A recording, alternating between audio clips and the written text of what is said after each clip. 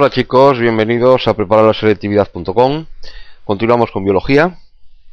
Seguimos hablando de las proteínas. Después de haber ya descrito en otro vídeo lo que es el enlace peptídico, vamos ya a empezar a estudiar la estructura de las proteínas.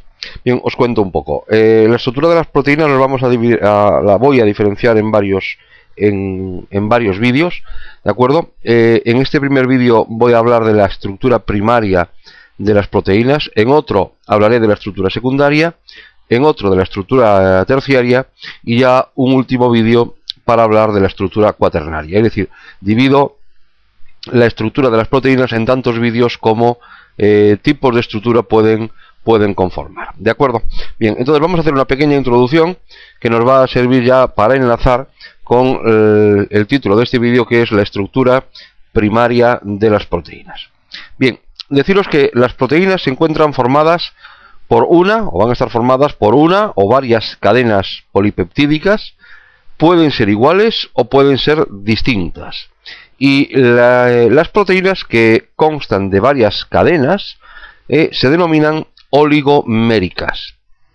Y en algunos casos las cadenas peptídicas se encuentran unidas de forma transversal por un tipo de enlaces tipo covalente llamado puente disulfuro, tal como estáis viendo ahora mismo en la pantalla.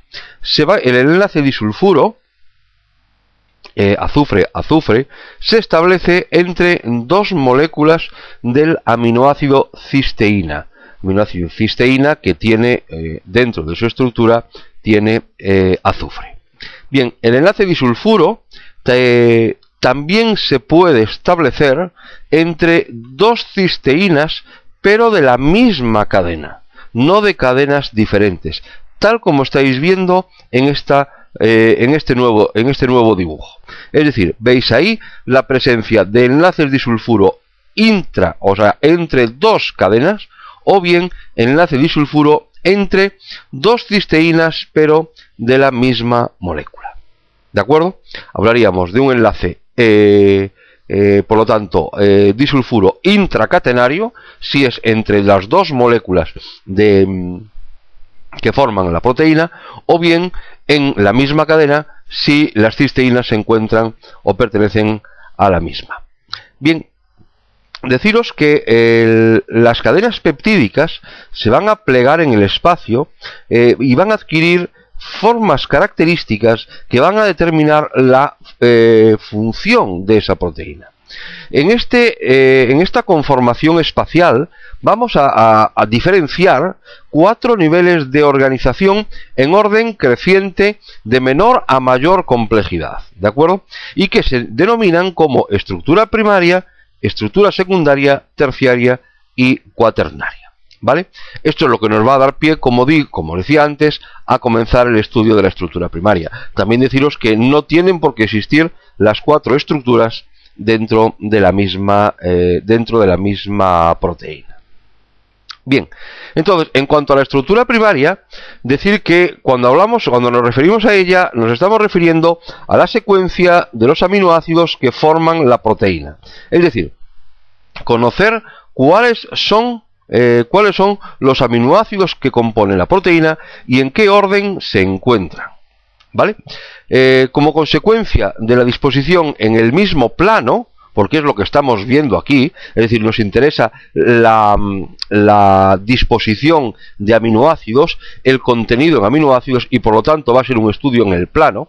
Entonces, como consecuencia de la disposición en el mismo plano de los átomos que forman el enlace peptídico, el esqueleto de una cadena peptídica se asemeja a una sucesión articulada de placas planas, es decir, como estáis viendo ahora en este vídeo, que ya en este esquema, que ya lo puse también cuando hablábamos de la estructura del enlace peptídico, ¿de acuerdo? Bien, deciros también que la secuencia de aminoácidos se encuentra determinada genéticamente y es fija para cada proteína. Por ejemplo, que es el tema con el que voy a terminar la estructura primaria.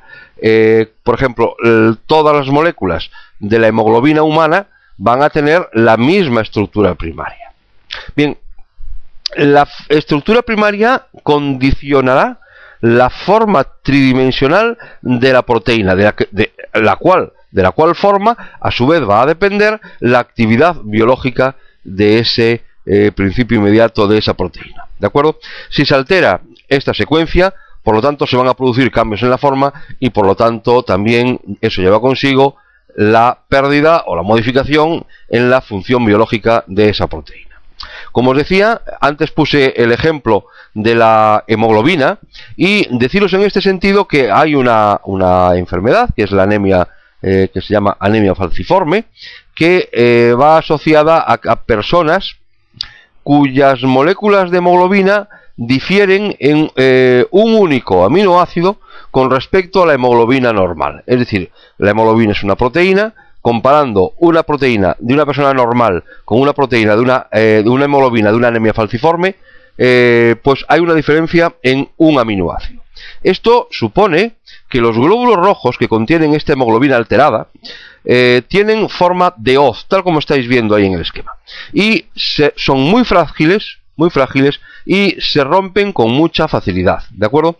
Por lo tanto, esto va a llevar consigo una disminución en el número de glóbulos rojos y hará que los individuos que presentan este tipo de situación fisiológica presenten anemia. Además, ya no solamente es la incapacidad o la mayor o menor fragilidad que puedan tener, sino que estas hemoglobinas no son capaces de transportar oxígeno al mismo ritmo que lo haría una hemoglobina normal, ¿de acuerdo? Con lo cual, pues evidentemente aún se agrava todavía más la anemia. Es decir, por un lado hay una bajada en los hematíes y por otro lado hay que los hematíes que se encuentran y como están alterados, pues no transportan de manera más lenta el oxígeno y por lo tanto facilitan la anemia. ¿De acuerdo? Bien, pues esto es entonces este vídeo.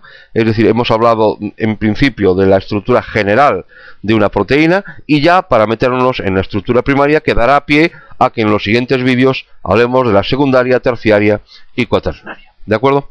Pues muy bien, chicos, muchas gracias espero que lo hayáis entendido. Muchas gracias por ver los vídeos y como siempre gracias por estar ahí.